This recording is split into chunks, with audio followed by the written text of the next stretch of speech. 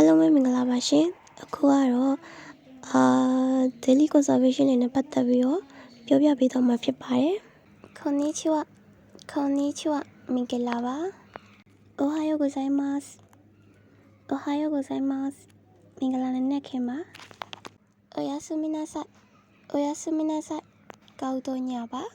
さよならバイバイ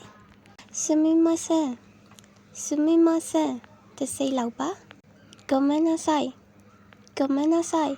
တောင်းပန်ပါတယ်お元気ですかနေကောင်းလားありがとうございますကျေးဇူးတင်ပါတယ်どういたしましてကိစ္စမရှိပါဘူးこれはねですかအဲ့ဒါပါလေわかりましたနားလည်ပါပြီ久しぶりမတွေ့ရကြပြီ後でお会いしましょ